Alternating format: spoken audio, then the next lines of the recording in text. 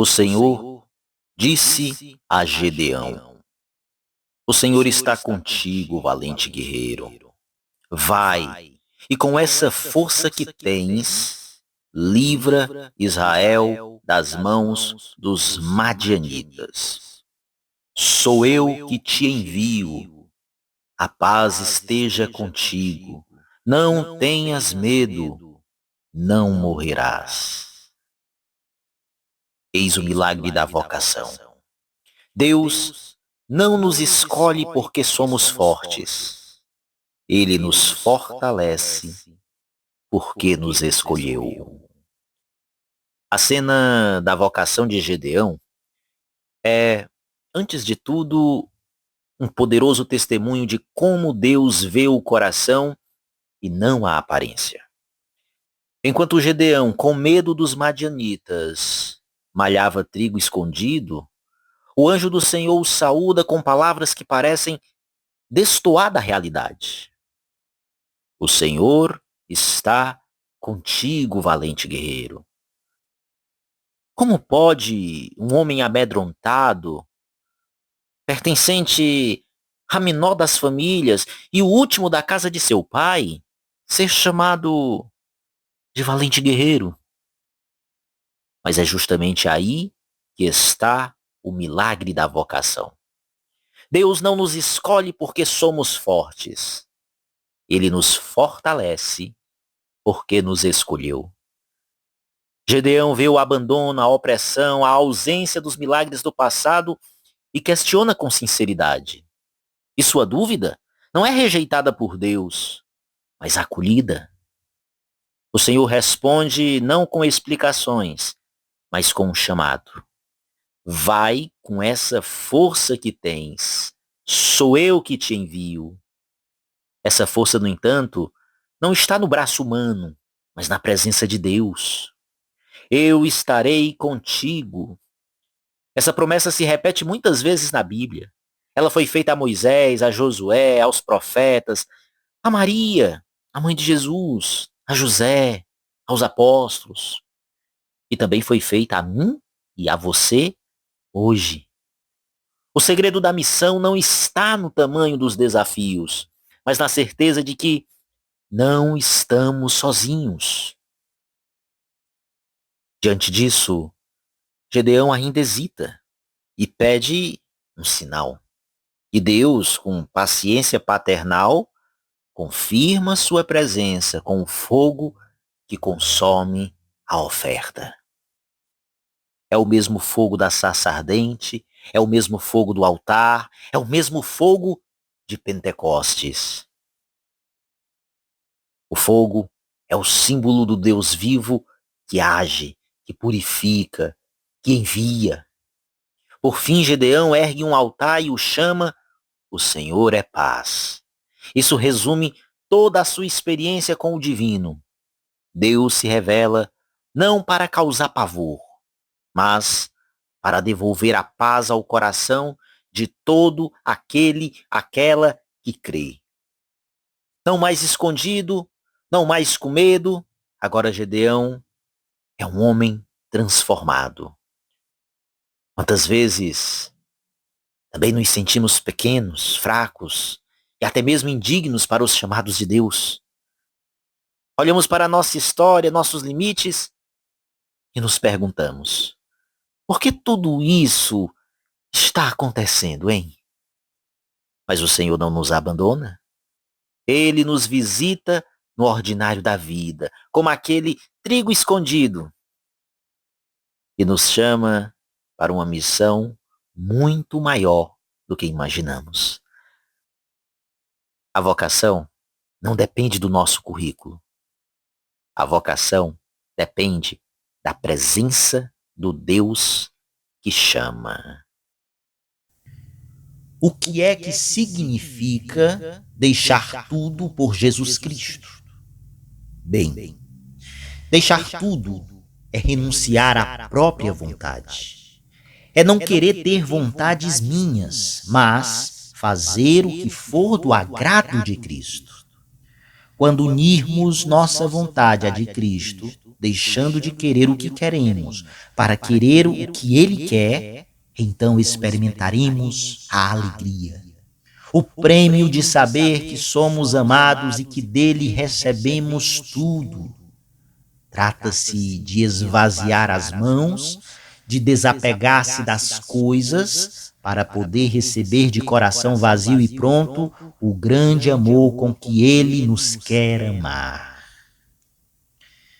O Evangelho de hoje dá continuidade ao episódio do jovem rico. Vendo o jovem afastar-se com uma grande tristeza, Deus fala aos discípulos sobre a dificuldade de os ricos entrarem no reino de Deus. E por que é difícil? Porque o reino dos céus tem porta estreita. Se alguém tentar passar por ela carregando muitas coisas, não conseguirá entrar. É preciso antes deixar tudo para trás. É a constatação feita por Jesus a partir da reação do jovem rico. Mas há, além desta, outra reação oposta a ela quase por diâmetro, que é a reação de São Pedro. Bem, quando Jesus diz, os ricos dificilmente serão salvos, os discípulos espantam-se e começam a dizer entre si, então estamos perdidos. Que será de nós? O rico a quem Jesus se refere é o homem que coloca a sua confiança e o ideal de sua vida nos seus bens, materiais ou intelectuais e até espirituais. Mas não faz caso para ouvir Deus, para fazer a vontade de Deus. As coisas que possuímos, os bens que adquirimos, não devem se tornar obstáculos para seguirmos a Jesus, para vivermos os ensinamentos evangélicos. Portanto, o rico não é somente aquele ou aquela que possui muito dinheiro. O rico também é aquele que é convencido de si mesmo. É aquele que é autossuficiente, abarrotado de ideias, cheio de muita espiritualidade e põe nesse tesouro toda a sua atenção ao invés de preocupar-se em seguir o Senhor. Alguém rico nesse sentido terá muita dificuldade de entrar no reino de Deus. E por isso os discípulos perguntam, então, quem pode ser salvo?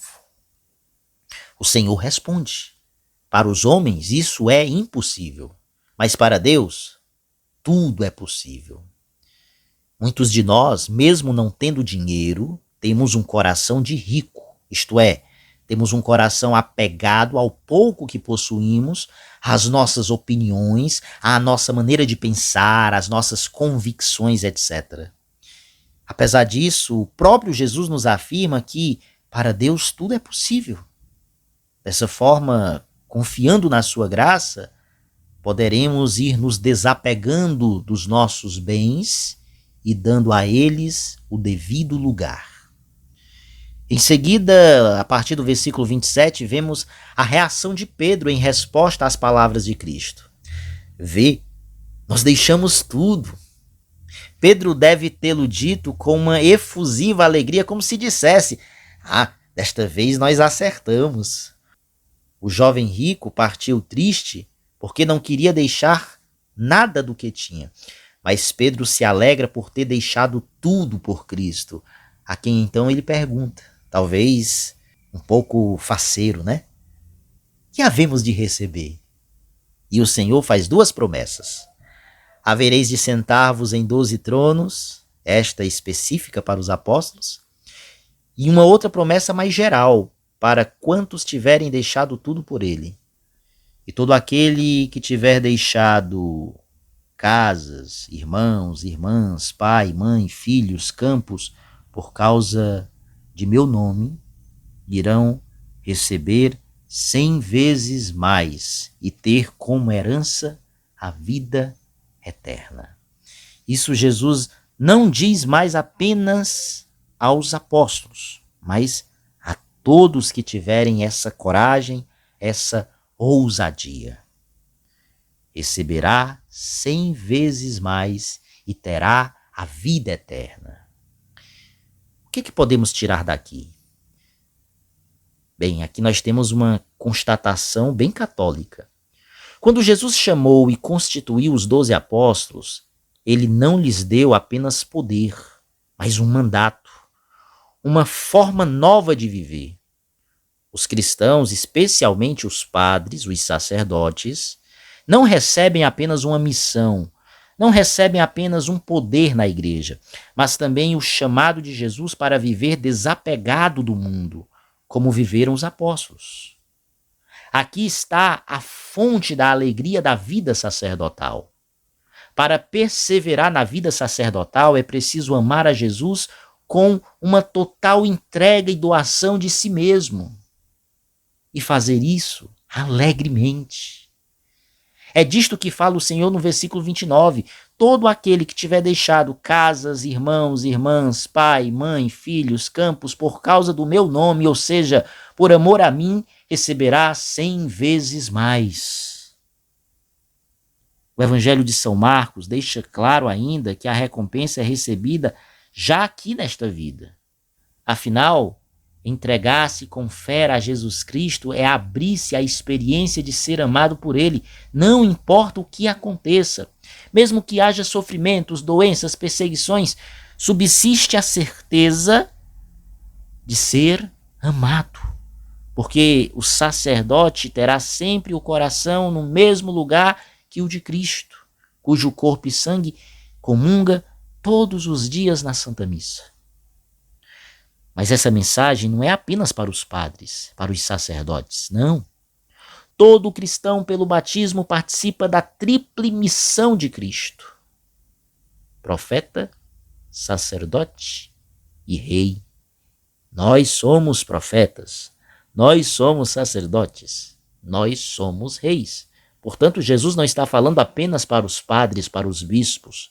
Jesus está falando para cada um de nós. E o que significa deixar tudo por Jesus Cristo, hein? Talvez alguém diga, olha, Alex, eu conheço padres que não deixaram tudo. Eles têm muitos bens. Eu conheço pessoas que estão aí na igreja e elas não deixaram tudo, não. Bem, meus irmãos, a gente precisa entender que deixar tudo é renunciar à própria vontade. É não querer ter vontades minhas, mas fazer o que for do agrado de Cristo. Quando unirmos nossa vontade à de Cristo, deixando de querer o que queremos para querer o que Ele quer, então experimentaremos a alegria, o prêmio de saber que somos amados e que dele recebemos tudo. Trata-se de esvaziar as mãos, de desapegar-se das coisas para poder receber de coração vazio e pronto o grande amor com que Ele nos quer amar. Portanto,